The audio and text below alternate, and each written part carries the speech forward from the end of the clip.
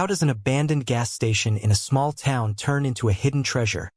And how will the new owner, James, use this secret to change his destiny? As the truth unfolds in this story full of twists, what will happen to James's future? Are you ready to lift the veil of mystery in this small town? Hit subscribe and delve deeper with us. It was another busy day at James's. DX Granger is a town of 220 people located on the state's main highway. The place was about to be overrun by big box stores. That would put me out of business, but it was still making enough profit to keep the wolves at bay, pay my employees a decent salary, and put some money in the bank for a rainy day. I had a regular clientele of locals and an endless stream of hunters and fishermen before owning James's. I worked with my father for over 15 years in the medical equipment trade, a fairly lucrative field. When he died, I thought I could take his place, representing half a dozen or more companies.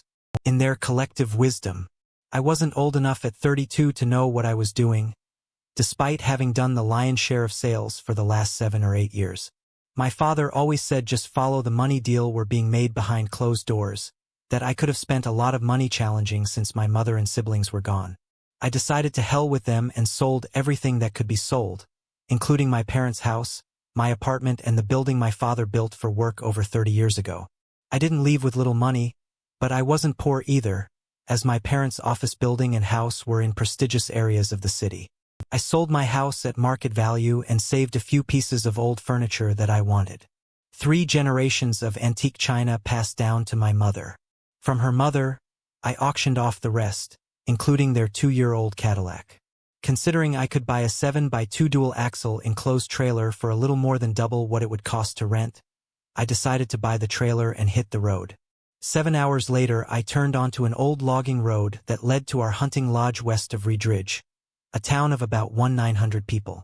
When I arrived, it was well past noon and I had enough daylight to unpack the essentials: turn on the lights, the stove, water heater, and furnace. Turn on the water and unhook the trailer. I checked the propane tank and decided to call to have it filled the next day. The tank showed 30, but I didn't want to forget and use up the fuel. It was late autumn, which meant the days were pleasant but the nights were chilly. I didn't have room to store everything in the house, so I headed south to downtown Lakeview County to find rental storage space. Lakeview was home to the county courthouse, sheriff's department, and regional hospital. After driving 47 miles to Lakeview, I had to pass through a small town called Granger. A sign on the outskirts of town said the population was 220, mostly old houses, a few new ones, a tavern, and not much else. I had driven through town for years when we went hunting until the DX gas station grocery store came downtown 10 years ago. The blue and white sign still hanging out front was the original one. When the owner died, no one wanted to buy the business. It was empty. After his death, his children owned it but lived 6 states away and never came back to Granger. After they graduated from high school and moved away, on my way home, I stopped at the log cabin diner in Granger for lunch. The older waitress recognized me and sat next to me.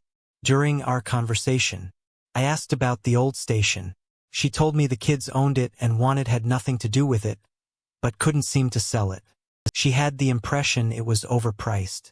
Over the next 2 weeks, I was able to find out the phone number of the older brother, a tough lawyer from the South.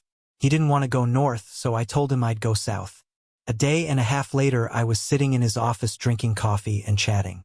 When I started talking about selling the establishment, he threw out a ridiculous number. I laughed at him. "You don't want to sell it, do you? This property isn't worth nearly what you're asking for." He glared at me.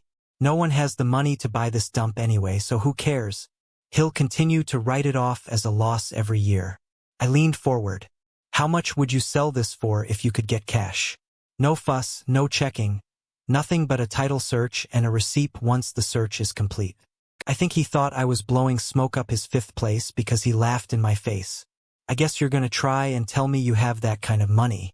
I stood there wondering if I should tell him to go to hell, but instead I leaned over his desk and said the number I had in mind. He leaned back in his chair, blinked a few times, stuttered, muttered something under his breath, and stood up holding out his hand. "It's a deal, mister. I want half today and the rest after the title search is complete and the legal paperwork is done." No, I said firmly 10 down, which is normal for serious money, and the rest after finishing everything like it or not. I'm leaving home Jamesro morning. I was just about to close the door when he shouted, wait. Come back. Get out your checkbook. 10 and I'll start the paperwork Jamesro. From that moment on, everything else was completed using electronic signatures. 3 weeks later I sat in a title office and completed the transaction. A week later I had the document in my hands. There was once a gas station, a small grocery store, a small auto repair shop, and, in the 50s, a Dodge dealership. At the time of the old man's death, only the front of the store was open.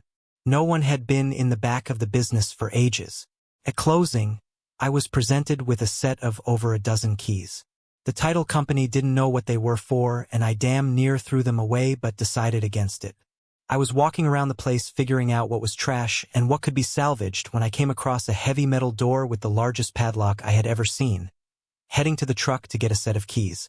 I tried key after key with no success until I found the second to last one. The lock clicked open and I walked into an Americana museum.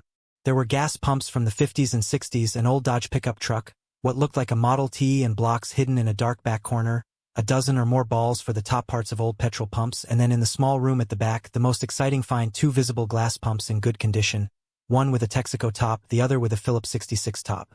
Next to them sat a Model 38, a vintage Sinclair Globe gas pump. On the shelves, which were mostly rotted away, were old wheels, old wide white rubber tires, shelves of old parts, and a vintage brass Brunworth cash register. I was so excited I could have wet my pants. I valued what I could see on the surface as worth what I paid for the place. If his smart kids had done a little homework and didn't think their old man was crazy as a fruit pie, they would have realized it was a gold mine. Then I made the decision that I was going to reopen this place. I was going to start small and build it up. The first wave of realism hit me 3 days later. Early snow fell just over 5 in thick. I decided to install a plow on my F-250 as soon as possible, and 6 days later, as I drove out of the lot, I thought to myself, let it snow. At least now I had the opportunity to take it out. I spent the first 6 weeks going through and cataloging everything, deciding what I wanted to keep and what to auction. I found an antique car parts store online that was willing to buy original Dodge parts, most of which were still in the boxes. They in turn bought rims, one of the 1950s gas pumps, and 2 globes. People in town initially thought I was crazy for buying what they called the dumpster, until word spread that it had been sitting in backyard storage for decades. On the day of the auction, there were over 300 bidders registered on site. By the end of the day, after paying commissions to the auction houses, I had still collected more than I paid for the property. Shortly after I discovered my gold mine, a hot-shot lawyer suddenly wanted more money, claiming that I had defrauded him. I hired a lawyer no less famous than him, and everything was resolved within a week. Slippery idiot. He had years to look at this place and decided not to. In his eyes, his old man was a fool for living in this provincial town, the same one in which the lawyer was born. As December approached, most of the construction crews and artisans in the area were expected to be laid off until the spring. I took advantage of this and hired the people I needed to completely gut, rewire, replumb, and remodel the front of the store.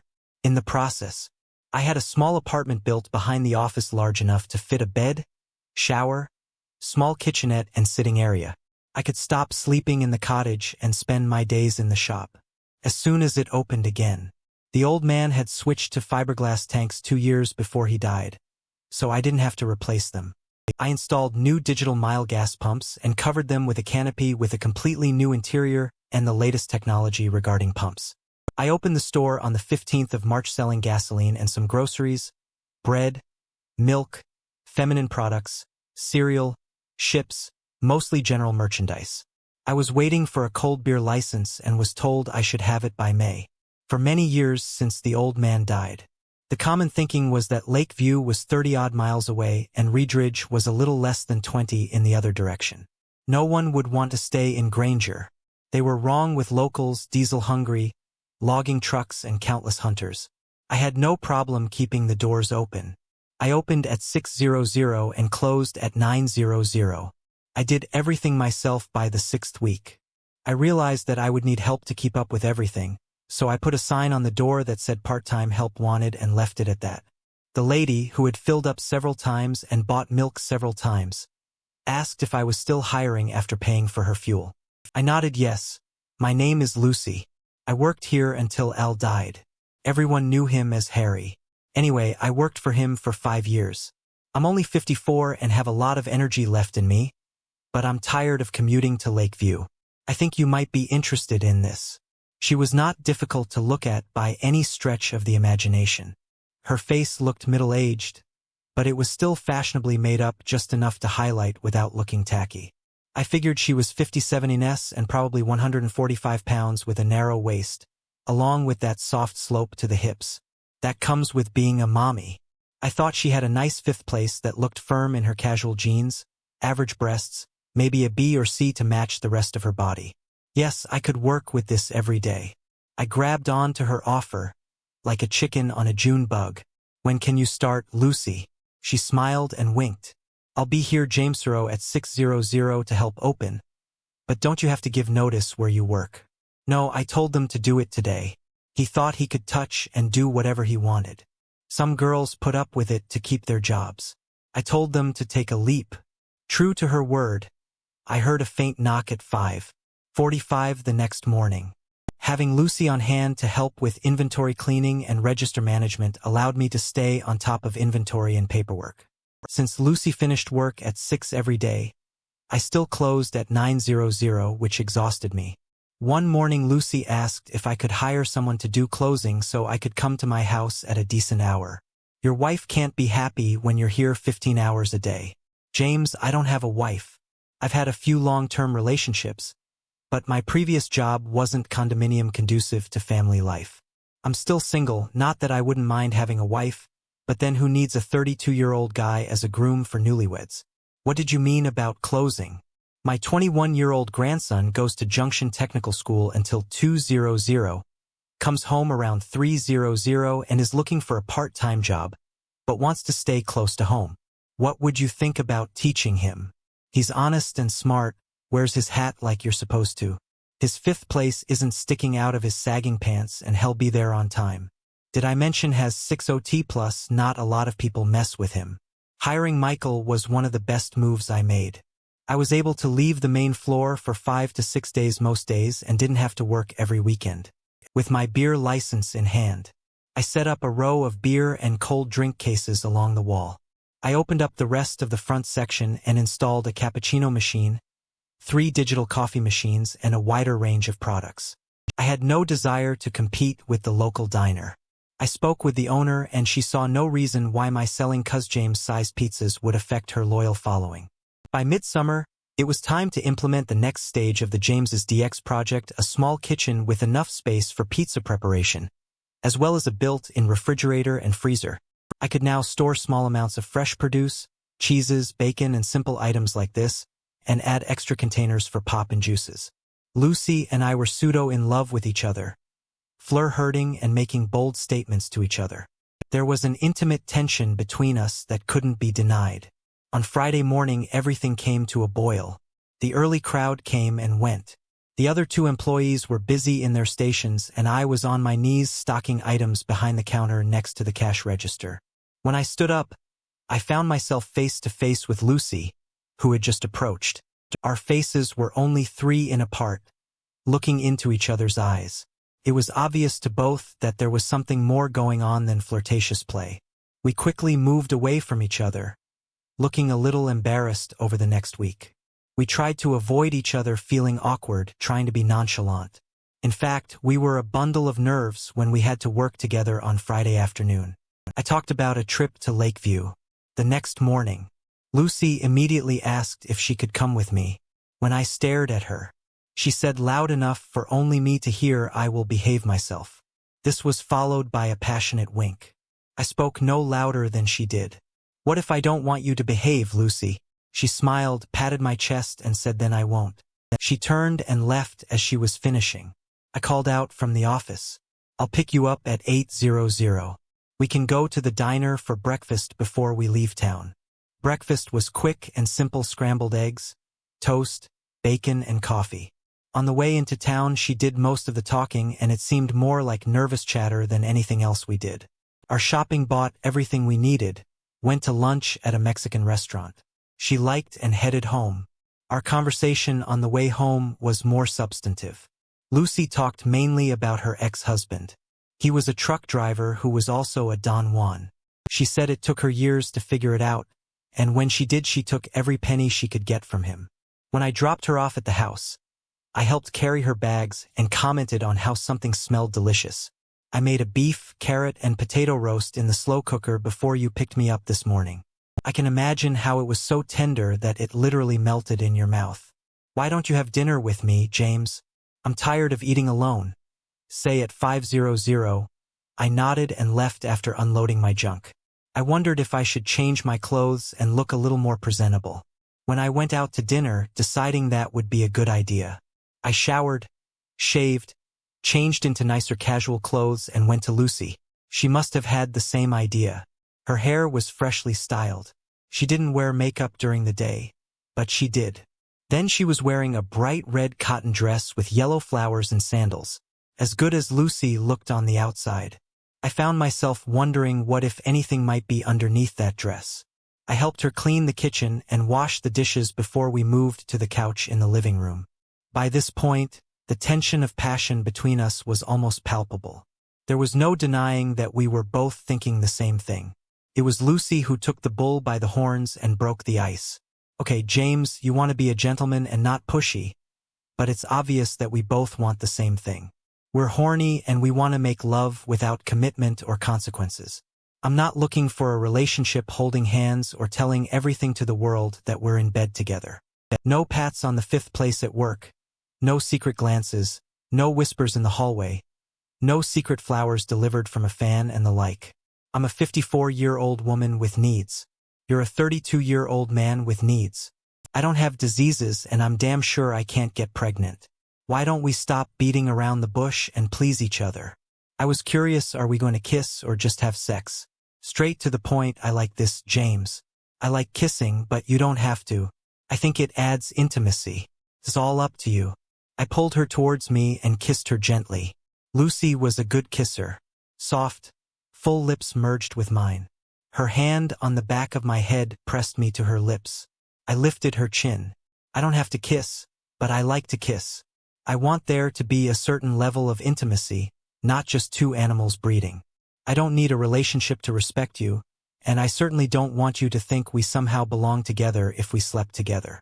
Next question, do you want to do things here or somewhere else standing up?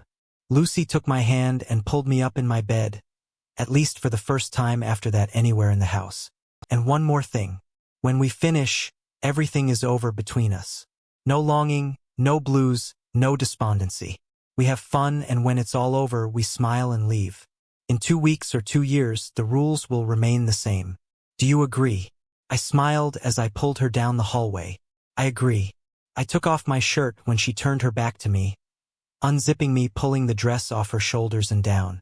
I was pleased with what awaited me, an ordinary woman who seemed to radiate sensuality in her light blue bra and colorful lace cotton panties. They were quite free. I reached up to caress her breast through her bra, leaning in for another kiss. Do it right. Take off your bra. When her bra fell to the floor, I was happy with her breasts. They were in good shape. I looked at her areolas. They were a nice round, light brown variety, measuring at least 2 in across. Pushing away, Lucy told me to get rid of my pants and underwear sitting on the bed. I could not take my eyes off the most perfect woman I had ever seen. Her hair was long and thick, but the neckline was not very wide. Her breast stuck out gently, taking me by the ears. She guided my face forward towards her naked breasts. Lucy held my head tightly to her chest. We made some very tough love, which left us exhausted when it was all over. She flopped forward on the bed, looked around and reached out for me to lie with her. She fell asleep when I stroked her face and hair. 5 minutes later, she opened her eyes and reached out to kiss me. This went on for almost a year, during which time she flew to Kansas City to meet an old friend whom she said she would probably sleep with but would force him to wear protection. Lucy also told me that I should contact a recently divorced waitress at the diner, who confided to Lucy that she really needed to make love, but didn't know anyone who would keep their mouth shut. I told her to give you a try. She's not looking for anything more than a 1 or 2 night stand. She's moving in 3 weeks and is so horny she's about to go crazy. I told her not to do anything stupid with a local who will show off to the whole city, which is what she did. We dated twice before she had to leave and Lucy came home upon returning from Kansas City. Role-playing games were no longer so exciting for Lucy. She liked making love, and that was all that was required of her. We christened every room in our house several times, including the built-in refrigerators. For some reason, screwing in the freezer didn't appeal. Even the super-quick whipping up Lucy. Let me know when she was excited speaking so only she and I could hear. Mommy needs a treat. Our time in each other's bed was coming to an end and somehow we both knew it. There was no awkwardness between us. That night, after we finished our extended hookup, we made love and slept all night in 3 different positions. This was something we rarely did when morning came. We both knew it was over. Lucy smiled and patted me on the cheek, saying thank you for giving me a ride I never thought I would have at my age. The next day at work everything was as usual. We got along like it never happened, knowing what it was and how much we enjoyed our intimate scenes. Every now and then Lucy would smile at me and say come here and I would smile back, shake my head and walk into the office. I first noticed the young lady on a Saturday morning. Her and her little girl, who I assumed was 4 or 5. After she left, I asked Lucy if she thought the lady might be a tourist. No, not a tourist. I believe she is the person hired by the county to oversee the Forestry Museum and welcome people to the hospitality center with maps, points of interest, and, of course, the old plants department. Who knows? Maybe she's the one who finally tamed your unruly ways. I don't think so. Lucy, she looks pretty young. She's probably supposed to be in her 20s. Granger was a thriving logging town in the late 1800s, when lumber barons companies clear-cut 300- and 400-year-old trees to supply timber for a rapidly growing immigrant nation. No one knows why, but an area of just under 9 acres of old growth was completely bypassed. The trees in this area were at least 300 years old. The rings were counted on one of the largest trees. After it was knocked down by strong winds, they counted 477 rings. Aside from sportsmen and campsites, this stretch of old forest has drawn more people to Granger than anything else. There was a large hospitality center, a museum with old tools and memorabilia, paths for people to walk through the forest, or a rented hall where a new lady was hired to look after it. All the following Saturday she stopped by again, this time for milk bread and a box of tampons. I've done enough sales that women are no longer embarrassed when they buy women's products. I thought to myself she looked to be in her late 30s or so. She's about 59 and tall, slim but not bony, with beautiful hips and a 5th place that suits her build, long legs and, as I guess, breasts of 32 or 34 cm. Pretty face but long. I noticed that she wore her hair on the sides of her face to cover her high cheekbones and thin face. I decided to try to break the ice. Good morning. Is that all? No answer. Just a simple nod of the head. She took the change, her purchases, and left. I thought to myself, well, that was just great, as I turned to the next cuz-Jameser. I hadn't seen her for several days and wrote her off as a failure. She clearly had no place in her life for anyone other than her daughter, which I could easily understand. It was 2 weeks later on Friday when she stopped by for fuel. I made a second attempt. Good evening. Tell me where's your little girl if looks could kill. Why do you need to know where my daughter is? Are you some kind of pervert? My face grew cold and I forced myself to breathe more slowly so as not to hit her in the face. Standing straight, I looked into her eyes. No, I'm not a pervert, as you so ugly called me. I was just trying to start a conversation. That's what people in business do with regular cuz-Jamesers, try to be friendly. Her behavior changed, but only slightly. When she handed me 50, she said, if it's so important for you to know, then she's with her grandmother tonight and don't me about keeping up the conversation. You're a player and I don't have time for such things. Guys like you, I'm not interested. Lucy was right behind me. When the lady left, she patted my 5th place and whispered in a snotty tone. Maybe she's not the one to tame you. After all, who the hell needs that kind of treatment every day? By the way, if your hormones start getting the better of you, call me, I wouldn't mind a one-night stand between Lucy and some regular suitor from a much younger divorce who worked nights. I found no need to beg, ignore or engage with the new lady as much as possible if she came in for fuel or food. It was strictly for business. No hello, no thank you. No kiss, my fifth place. Nothing but business. I kept the old Dodge pickup and most of the early gas pumps, which took up a lot of my time in the evenings when I was restoring them. Now that there were 3 more people working, I had a fair amount of free time, which I hadn't had since discovering James's the next time she and I were in a situation where we had to be polite to each other and actually talk was at a church ice cream social. It was an old-fashioned idea, but they had been doing it for so long that it became what everyone expected. There were subscription sheets asking for volunteers. Like every other year this year, I felt I had time to donate and signed up for the Needed Everywhere category. I was tasked with scooping ice cream from frozen hands to my right and clearly not happy about it was none other than my nemesis, at least from her point of view. Alice Martin, whose job it was to apply the toppings. When she wasn't trying to piss me off, glaring at me fiercely, she grinned. I guess we need to be polite if we're going to work together. I didn't say anything and looked away. An hour or more passed when it was finally over. I was at the bot James of the 3rd jar of vanilla, the bot James of the 2nd jar of chocolate and halfway through the 1st jar of strawberries. When she spoke before that, I didn't say a word. Looking at me, Alice said, "Wow, we ate a lot of ice cream and we still have 2 hours to go." I said nothing, staring into space. She snorted nothing to say. "Don't you think it's interesting how much ice cream we've made so far?" I shrugged. "It's an ice cream party. What did you think we were going to serve peach pie?" Alice was fuming. I swear there was smoke coming out of her ears at the end. I was cleaning up my area when I overheard her talking to the priest's wife. I don't know how I got stuck working with Mr. Casanova. Of all people. I have enough problems in my life raising a daughter on my own without having to work with the city player. I wonder what marriage number he was in before moving here. Mrs. Franklin looked at her sternly. "We're talking about James. The same James who moved to this town and brought with him the idea of opening a gas station convenience store. The same James who never married and of course isn't the #1 skirt chaser in town." "Is this the one?" Alice stuttered and seemed at a loss for words. So Mrs. Franklin continued. "No, honey, the #1 skirt chaser in town is the man you work for in the forestry department. Have you ever wondered why he's so friendly and supportive of your ideas? That's because he plans to work his way into your life and eventually into your bed. But you just keep blaming James for your discomfort and lawn less. He's not your problem. But then maybe you already know that, as the Bible says, you protest too much with that." She wished Alice a good day and left to find her husband. I didn't look at her or give Alice any sign that I had heard a word of their conversation. I finished cleaning and walked down the street to the store. I said hello to people along the way. I was happy that I moved to Granger. Truly became my home.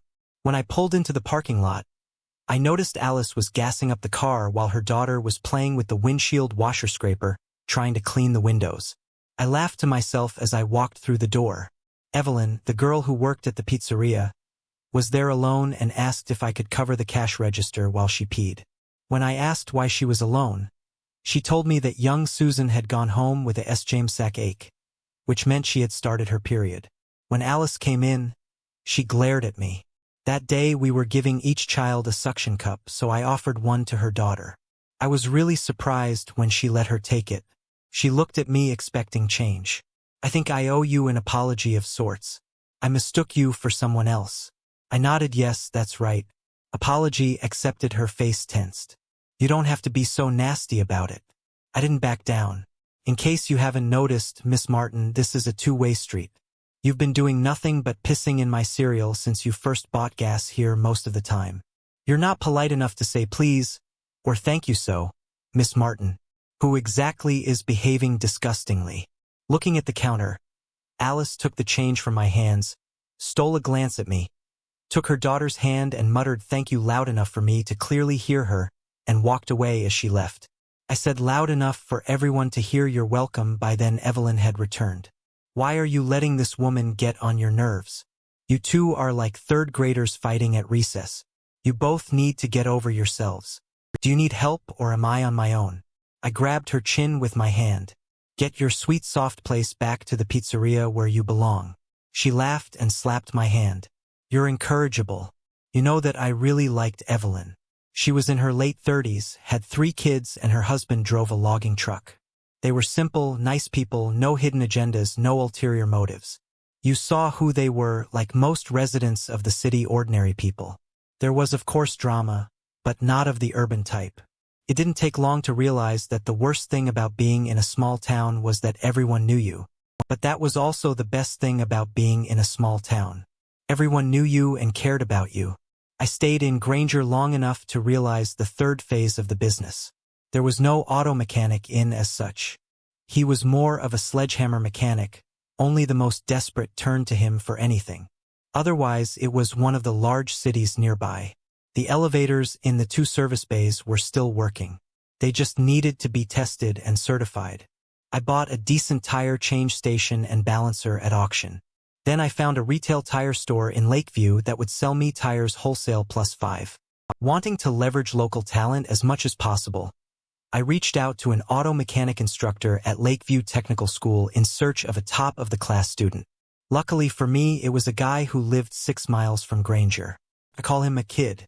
He was 27 and had served in the Air Force for 4 years working in a car park. He attended a technical school to obtain state certification. Given that he would graduate in 6 weeks, I hired him on the spot. Having been married for several years and his wife for 7 months, he was thrilled to have a job so close to home. One thing I knew for sure, with a wife and child on the way, he would be on time for work every day. When you have such responsibilities, you don't often go to parties. The irony of his hiring was unknown to me for the first 2 months. While he was working in the store, I noticed that he was selling new tires to Alice Martin and made a stupid offhand remark to her. He looked at me strangely but continued working. At the end of the day, he knocked on my office door. "Hey boss, what don't you like about Alice? I was surprised by your comment." "Oh, she's a little stuck up, at least to me." "Do you know her?" He grinned. "You could say that she's my wife's sister." I wasn't sure what to say. "Oh, I should have kept my mouth shut. So she's your baby's aunt." "Sorry, no need to apologize. Alice can be obnoxious, that's for sure. She's had to deal with a shitty situation ever since she got pregnant." I was the only one who was surprised at that moment. Where is the husband? Why doesn't he at least take care of his daughter? "Oh, you thought she was married?" "No, a college professor knocked her up and then got a comfortable job, teaching at a Taiwanese university. Takes 2 to tango. So it's not entirely her fault, but she was left to raise Amber alone. Her father has never even seen his daughter, and if Alice has a say, hell, never do it." I wished him good night and told him not to bring our conversation to Alice. I needed to rethink everything. Maybe I misunderstood her. Maybe I wasn't as kind to her as she was to me. She was attractive, had a beautiful body and a beautiful smile. When she allowed it under the right circumstances, we could get along. I saw her at a gas station 2 weeks later on a Friday night, thinking that I could try to melt the ice. I asked how the new tires worked, giving me a look that said, "Are you an idiot?" She replied, "They do what tires are supposed to do, like in the song Wheels on the Bus. They spin and spin. Should they have been doing something else?" I was angry, really angry. If Lucy hadn't intervened and bid her good night, I would have jumped over the counter and strangled that stuck-up woman. She got me turning around, placing her hands on my chest, holding me down. She looked up with a frown on her face. "What the hell is wrong with you? Why do you let her get to you? Ignore her. Take her damn money and scream next. Don't play her little games back and forth. You lose every time." I did my best to hold it in. I know Lucy, but Alice drives me nuts every damn time. I see her, hell of all places. She couldn't even be hospitable at a church function, since there was no one else in line. Lucy pushed me away from the counter, pinning me against the wall. "What you really need is to make love come after 7. I finish at 600. This will give me time to get myself in order and be ready for a pleasant evening. My bed hasn't been warmed up for a couple of months. I need some kind of secluded corner. Like you."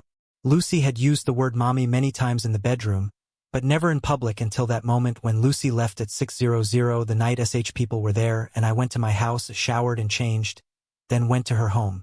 It had been some time since we had enjoyed each other, and I was looking forward to a long, ecstatic night. We didn't waste any time. We got straight to the point and had good intimate moments. Her grandchild was supposed to arrive in the morning, so I rushed out of the house around 5:00 to make it to the station just before it opened. Usually, Evelyn opened it and turned on the ovens to the desired temperature. She came from behind like me, slapped me on the back with a malicious grin. "Is Lucy boring you, or is it someone new? Oh, don't look at me like that. What makes you think everyone in town doesn't know you to date?" From time to time, I have to admit you're more fun to be around when you have a night. Regularly you should find a girlfriend, or better yet, a wife. The fall hunting season was in full swing. The station and diner were full of hunters every morning during the 2 months of fall bow hunting, followed by 10 days of rifle season. We sold more baked goods, coffee, breakfast, sandwiches, and pizza than the rest of the year. We were also a registry location, so we saw more than half of the deer harvested, which usually meant more coffee, beer, and pizza. To celebrate, I was in and out of the building so often that I didn't notice if Alice stopped for fuel or groceries. Somehow she didn't come into my sight. That is until the last day of deer hunting season. I was weighing a good-sized buck when she approached me. "You should be ashamed. What did that deer do that made you want to kill it?" Another unpleasant situation. When I wanted to punch this stupid fool in the nose. First of all, it wasn't me who shot. It was that 16-year-old guy next to the truck. And this is probably the proudest moment of his life so far. Why are they shooting them? You ask, because if you don't take them away, the disease quickly takes over the herds and destroys them. It's better to deal with it through controlled hunting than to let them suffer. Have you ever heard of chronic wasting disease? Of course not, so why don't you run out and find some sick animal with whom you can sympathize? Did I mention that this woman is driving me crazy? Turning on her heel, Alice grabbed her little girl's hand as James sped off to her car, flipping me the bird. As she went, I clearly heard her daughter scolding her mom. This is a bad thing. I chuckled to myself as I walked back inside from the cold wind. Lucy looked at me with her puppy dog eyes. Are you going out of your way to piss her off? Good God. You two are incredible. Either give her the salami or leave it alone. Being the smartass that I am, I replied. She started it.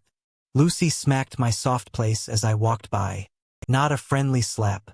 More like a spanking slap. Yeah, it's a grown-up thing to do, blaming someone else. Nobody said you have to argue with her. You just can't help it, can you? My 3-year-old grandson sometimes acts more mature than you. It was starting to be one of those days when you're a bug and not a windshield. It wasn't even 9:00 in the morning and I had already angered the client and Lucy. Yes, this would be one of those days crap. I resigned myself to staying outside to register the deer before I screwed up anything else. There would be a lot of registrations on the last day before heading home. It was just after 7:00 when I dressed the last deer. I was hungry, cold, and in need of a beer. To my utter surprise, Lucy was waiting for me in my small Eichel apartment with a hot meal and a cold beer. You look like you need a soldier in the wings. I hope the venison stew is good. Terry Martin brought some meat and tenderloin this afternoon. They should be nice and tender by now. Sit down, let me feed you. Once I was warmed up, she asked if I wanted some physical attention. Who am I to refuse such a beautifully worded offer? It wasn't a fuss, with heavy breathing and bodies touching. It was slow and gentle. Two people pleasuring each other, satisfying the other's physical needs. We finished cleaned up. Lucy left and I fell asleep at 11:30. Being outdoors all day definitely promotes good sleep. My brainchild was making pretty good progress leading up to and during the holidays. Hunters had been replaced by snowmobilers and cross-country skiers, a different crowd, but they spent the same amount of money as the hunters. While waiting for them to arrive, I ordered a small selection of wines and a few exotic cheeses. The only people complaining about the limited selection were the ultra-arrogant ones. I did not care. I took their money with a smile on my face, laughing all the way to the bank. Due to the large number of people in the city, there has also been a surge in car repairs. They drove for as many hours as they wanted and discovered that something was wrong with their car. Andrew was working overtime almost every evening and weekend, and he finally came over and asked if I would consider hiring someone else to help fill in the gaps. If I had someone to sell and install tires, change oil and do just tanyups. I'd have plenty of time to do everything else without having to work every weekend. My little girl took her first steps last Saturday and I missed it. James the first agreed and posted an ad online in Lakeview looking for help. 2 mornings later, a woman in a 1950s Ford pickup parked outside and walked in. I'm looking for the owner. I want to get a job as a mechanic. Lucy was on the counter. I stepped aside and took inventory. I couldn't be left without chocolate bars. I looked up when the door rang. She was of average height, average build, with blue-black hair braided in a long braid going down her back. It was obvious that she was someone who had grown up on the reservation, pretty as anyone would look, easy to look at.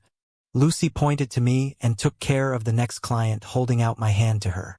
As she approached, I took it in my nice firm handshake. I liked it. Her hands weren't soft and sticky. There were greasy stains on the fingers that disappear over time stepping back. She smiled.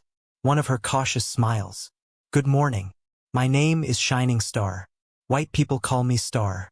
I would like to apply for a mechanic position. I am as certified and can start working as soon as you want.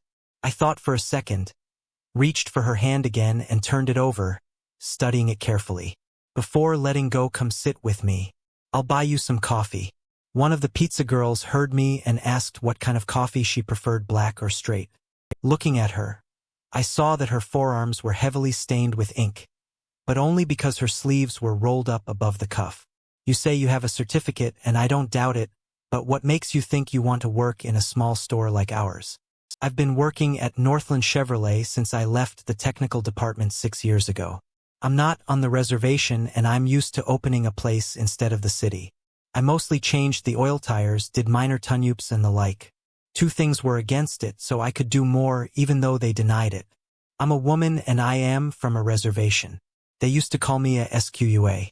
I'm not sure I can promise you anything more challenging if you work here.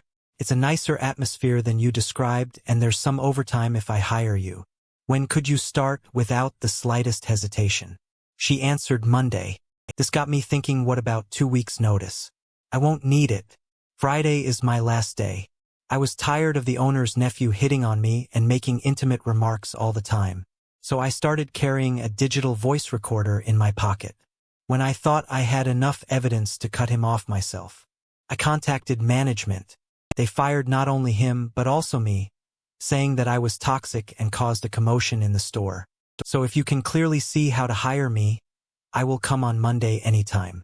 You say I won't ask for references, but could you bring me a copy of your certificates? So, be here by 7. Come with me. I'll introduce you to Andrew. We had just entered the store when Andrew stopped what he was doing and walked towards us, smiling all the way. They extended their arms and hugged each other tight. Hey Star, I'm so glad to see you. How long has it been? 6 years. Hey Andrew, at least 7, maybe more. Hey, is your grandpa still alive? He taught us a lot about cars. James, you won't believe her grandpa's name. His name is Jonathan Kills 10 Men. No, he didn't kill anyone, but someone in his family did that. A long time ago, my senior year of high school, I worked with him and Shining Star at his auto body shop in Redridge. Have you applied for the position? I did, and I'll start on Monday when I bring my certificate. Yes, Grandpa is still alive, still tinkering and showing up at the workshop several times a week at the age of 96. He'll probably die with a wrench in his hand. When word got out that James had 2 full-time mechanics, we started recruiting from all over the county because being in the middle meant people didn't have to drive 40 miles for service oil changes or tire changes. Some log haulers asked if I would hire a diesel mechanic and offer truck service. After talking to Andrew and Star, we decided that this was too specialized adventure and we should let it pass. They still bought most of their fuel from me, so it wasn't a total loss. With everything going on, I didn't pay much attention to whether Alice was around or not. One evening I was in the short hallway of my apartment watching the comings and goings for a few minutes when I saw her walk in with some guy. They seemed awfully friendly and familiar with each other. They weren't holding hands, but they were definitely used to being together. An elderly lady named Rachel, who only wanted to work in the evenings, was on duty that evening.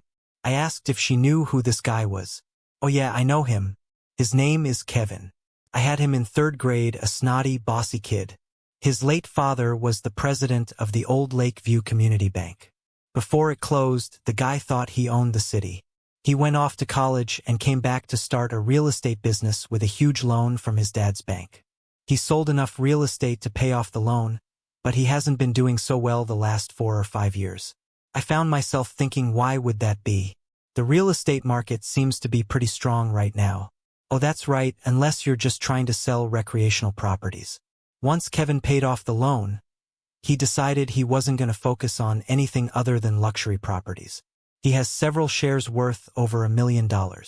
As far as I know, he's only sold 3 properties in the last 2 years, and while the commissions are high, you can't live on them forever. No, I think your Mr. Kevin is in for a rude awakening. I walked away wondering if Alice knew what she was getting into with a relationship like this. At the same time, I was glad that she found someone she wasn't constantly annoying. I found myself drawn to Star. I didn't pine for her or drool all over her. I just found her attractive and easy to be around. On Friday, when the store closed for the day, I returned to the office where she was finishing up the invoices. Hey Star, I wanted to ask you something. Would you like to have dinner with me, James, for a night? It can be casual, or formal, whichever you prefer. She looked at me for a few moments before speaking. I'm not sure this is a good idea. James, you're a great employer. I like my job and you've been nothing but nice to me. But I'm not sure we should date. Why is there something wrong with me? Am I too old? For you, age isn't a problem. You're beautiful and your belly doesn't hang over your belt. So it's not a problem, I shrugged. The places I visit are mostly Indian and there aren't many white people. I'm not sure you'd be forteable. I was an alcoholic when I was 14 and gave it up, so I don't drink. To be completely honest with you, I'm not looking for someone to crawl between my legs. That's not what I want right now. I was a little taken aback. Okay, I can respect that. Thanks for being honest. Have a great weekend. The more I thought about it over the weekend, the more I felt like I had to try again. I wasn't necessarily looking for a buddy if I was desperate. I knew women who would fit the bill for a night or two. I was looking for someone to build a relationship with and see where it would take us. Yeah, I was going to post it and see if she might change her mind. Full of ambitious expectations, I returned to the service bay after the Monday morning. Rush Star waved at me, as did Andrew. Star had her car on a lift for an oil change, and I went underneath and asked her to come to my office. When she was done with her business, a look of concern appeared on her face. I assured her that everything was fine. I just needed to talk to her sometime. Later, there was a knock on my door, followed by Star opening the door crack. Star, yes, leave it open an inch or so. I'd like to get back to the conversation on Friday. What if I didn't expect you to drink or go to places where you're uncomfortable, or try crawling between your legs, as you say? Would you agree to let me invite you to dinner? You could almost see the wheels turning in her brain. As much as I like you in the job here, I'm willing to quit and go somewhere else. If dating you is a requirement for long-term employment, it's not about you, James. I'm just not ready for a relationship. I'm sober, pill-free, have a good job, and don't want a boyfriend at this point in my life. I was disappointed, but I understood even more when she continued. I told you that I was an alcoholic teenager and smoked a lot of marijuana. When my mom died, I was put into foster care. She was a white lady, but she was kind and truly cared about me. She helped me get sober, got me into tech school, and even helped me get my first job. I lived with her until I got that job. This is the first time I'm on my own. I love this feeling of independence. Sorry, James, there's currently no man in my future, including you, but you'll still work for me, won't you? I don't want to lose you as an employee. We can be friends. I think there are a lot of ladies. It just so happens that I'm attracted to you, but if you're not in the right mood, so be it. I extended my hand to shake hers. Friends. Star smiled as she stood up to shake my hand. Friends, thank you for supporting me and understanding. It's time for me to get back. There's still a lot to do. I spent a short season in this state. I saw Alice from time to time. We were still barely polite to each other, but at least we weren't in constant arguments anymore. As the weeks went by, she was with Kevin, what's his name, less and less, which made me wonder if their relationship had fallen apart. With the arrival of spring, Fishermen and their bored wives began to appear on a regular basis, many of whom wanted male companionship to replace their husbands who ignored them. I stayed away from young married women who were either looking for one last fling before settling down and becoming moms, or who wanted revenge sex to even the score after discovering that Mr. Perfect had cheated. They were too trusting and frivolous. I was afraid to ruin their marriages. What surprised me most was the number of older women looking for a little fun on the side. They were not disappointed by their passion and were not looking for a new lover. They already had one. They sought a roll in the hay to ease their intimate frustrations, while Bubba and his buddies sat on the water drinking beer and fishing every free minute. Their ages ranged from 40-somethings, and older one was 62, the most energetic 62-year-old woman I had ever met. Her husband rented a cabin for 2 weeks and was on the lake from sunrise to sunset, while his wife was in bed with me every other day. I loved her confidence and sense of who she was. There were no hidden agendas with her. He was up north to go fishing. She was up north for some time on the side. If that presented itself. She was a hot little thing. Unlike most ladies her age who wore what they call comfortable supportive underwear. She was the epigenize of night and sparkle. On the outside, she was wearing blue jeans and a loose blouse or sweater underneath.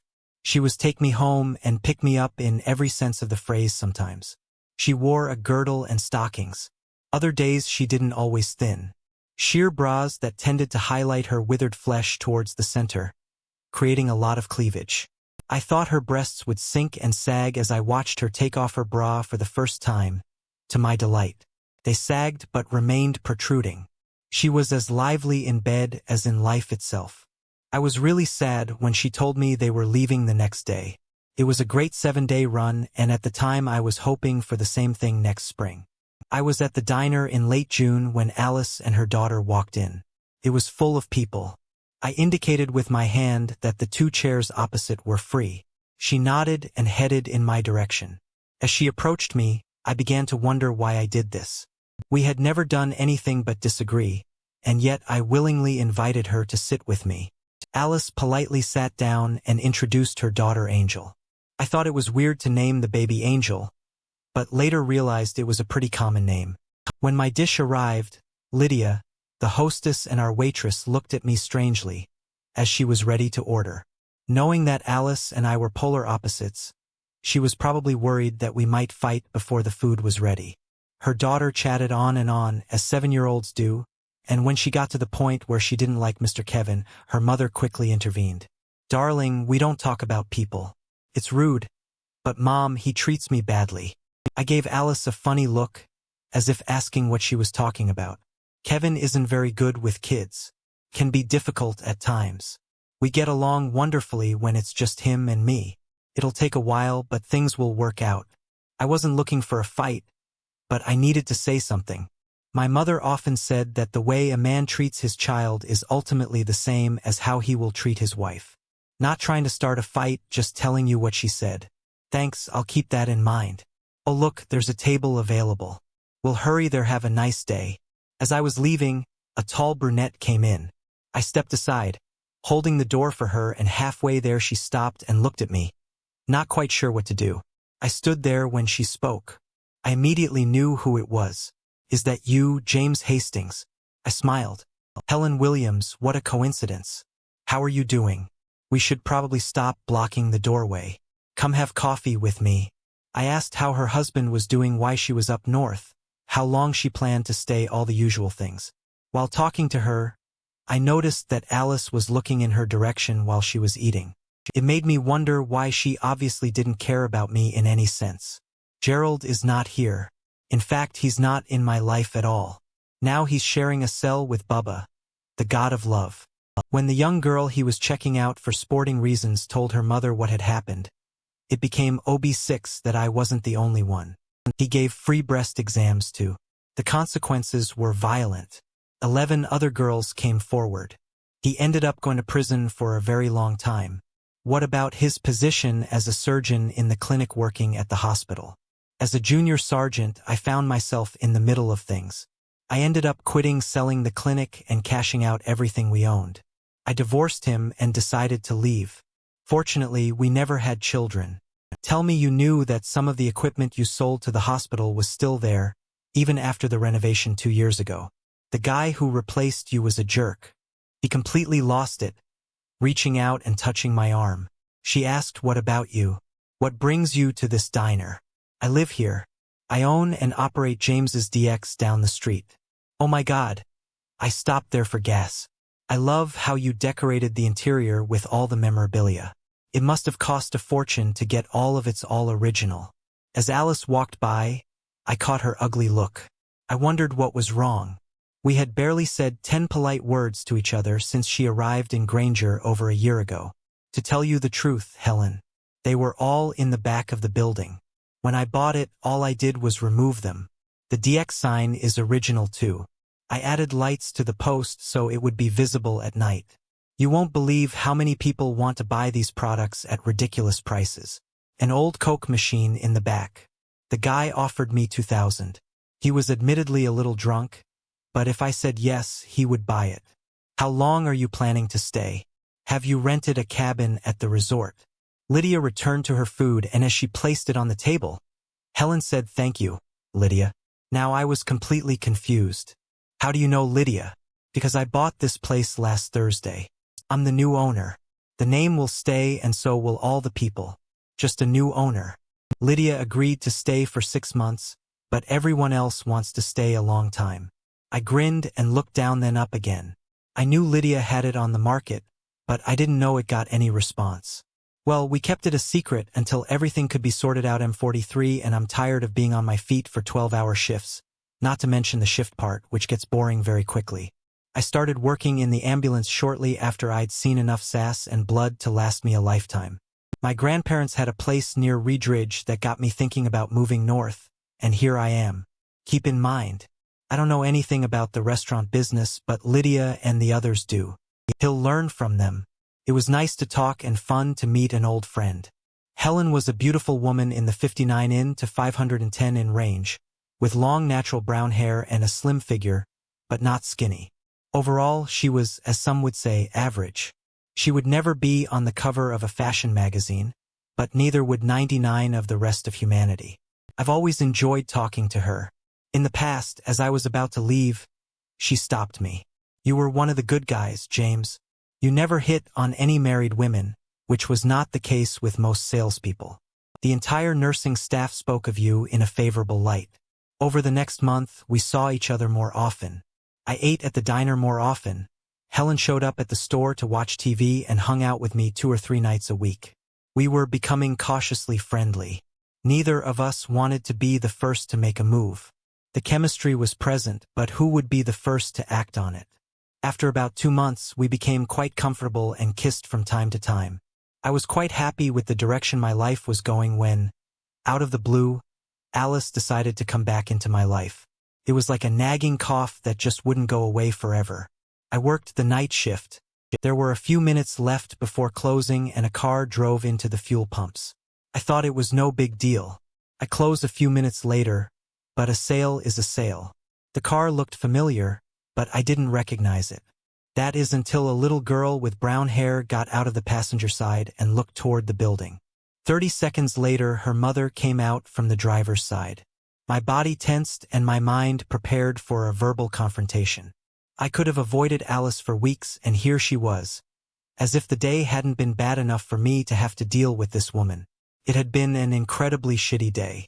Before Alice showed up at the last minute, the pump computer had failed.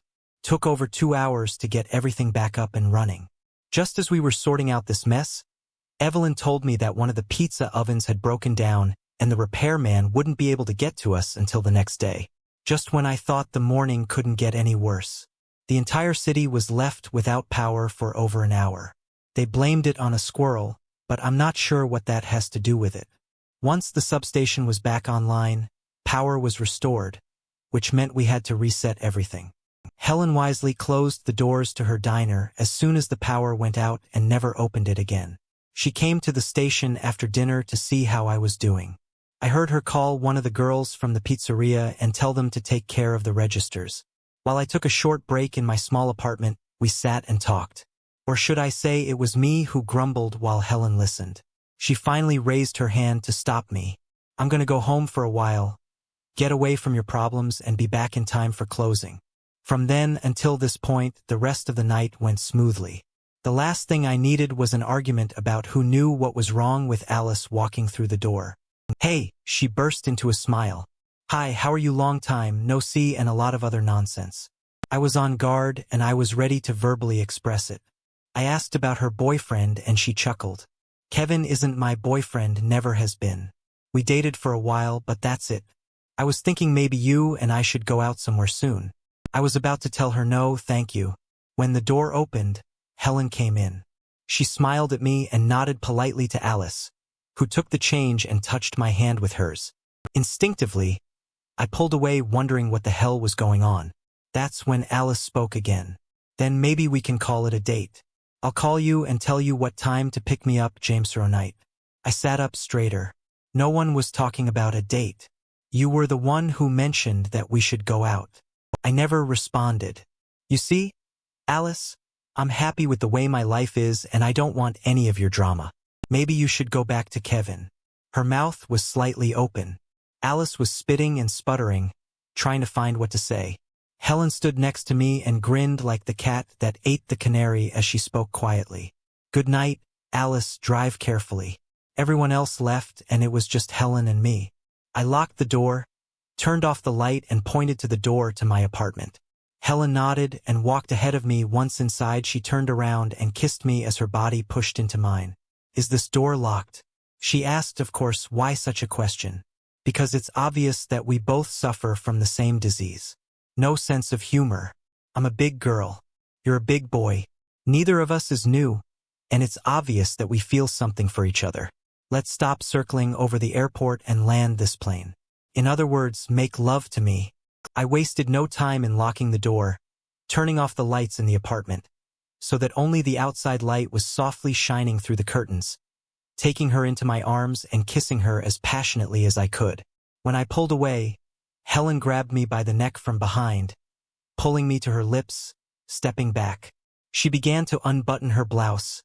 As I stood there, mesmerized by her natural beauty. She didn't need a push-up bra or anything. Everything was natural and just waiting for me to caress her, unclasping her bra. She hissed, "Take off your clothes," when the bra hit the floor. The two cones were perfectly shaped, pointing straight at me, no sagging. I was in my underwear when Helen slipped out of her jeans. She was sitting on the bed to take them off when I put my hands on hers. "Stop, let me do it, lean back. Let me worship your body." We took our time, enjoyed each other, talked quietly, and kissed a lot. I could hear her quietly muttering and asking, "What's Helen saying?" "That's so good, James. My ex never was so affectionate." We made tender love. When I lay down, she moved closer to me, wrapping her arms around me. "Hold me, James. Gerald would never do that." We lay there for an hour or more discussing our situation. It was clear that we enjoyed each other and wanted to stay together. Since I had a house, we decided that I would move in with her. We didn't run away and get married. Instead, we stayed together for about 16 months before tying the knot and heading to Fiji for our honeymoon. After all these years, we still live in the tiny community of Granger. We own the diner and James's DX, but we no longer work for them. We have people hired to do those tasks. Alice's things went from not too good to very, very bad. She allowed Kevin to persuade her to invest all her savings in his business, which went bankrupt less than a year later. She lost everything, including Kevin, who left immediately after the business went under. Alice and Angel eventually moved to a place where Alice could get better compensation. I felt sorry for her, but she never listened to reason. Last I heard, Angel was a freshman in college and her mother had a live-in boyfriend. Our long-term plans are to stay where we are. We renovated and expanded my grandfather's hunting lodge where it all started many years ago. Helen and I spent most of our time sitting on the porch or in the boat fishing for bluegill and walleye. Andrew mentioned buying me out. Who knows, maybe I will accept his offer. Star eventually met and married the perfect guy for her. They live on the reservation where she and her husband own a full-service gas station with their 2 sons. I never in my life imagined that a trip to my grandfather's cabin all those years ago could lead to a happy, fulfilling life, but it did. I have no regrets about ever leaving the thriving town I once called home. If you want to know what happens next, don't forget to hit that subscribe button and turn on notifications to get updates first.